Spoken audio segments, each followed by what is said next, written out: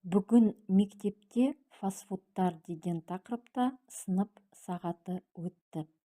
Сынып сағатына оқушылар, гастроэнтеролог дәрігерлер қатысты. Дәрігерлер мектеп оқушыларына тез дайындалатын тағам туралы айтты. Гамбургер, хот-дог, майға қуырылған картоп, газдалған сусындардың зиян екенін ескертті. Олар, дайындаушылар, фастфуд тағамдарының сапасына қарамайды. Сондықтан фастфуд тағамдары тез бұзылып, көп ауруға себеп болады. Балалар фастфуд тағамдарын жақсы көреді. Ол денсаулыққа зиян.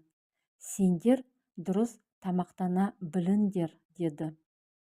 Қазір 6 жастан 14 жасқа дейінгі балаларда қан аздық ауруы көп кездеседі. Ал асқазан ауруы бірінші орында тұр. Фастфуд тағамдары артық салмақ қосады.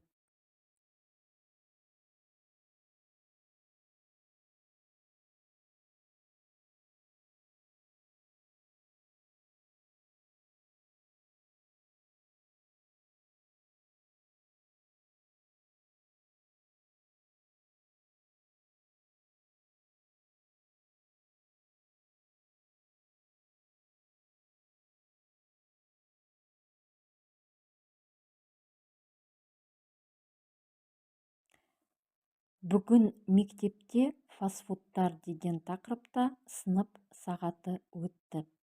Сынып сағатына оқушылар, гастроэнтеролог дәрігерлер қатысты.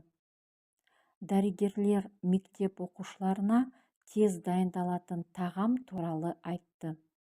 Гамбургер, хот-дог, майға қуырылған картоп, газдалған сусындардың зиян екенін ескертті.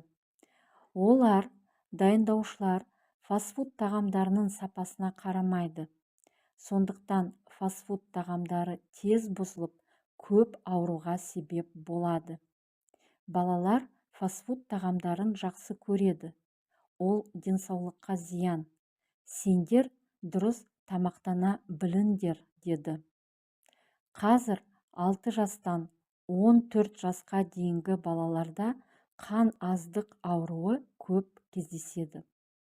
Ал асқазан ауруы бірінші орында тұр. Фастфуд тағамдары артық салмақ қосады.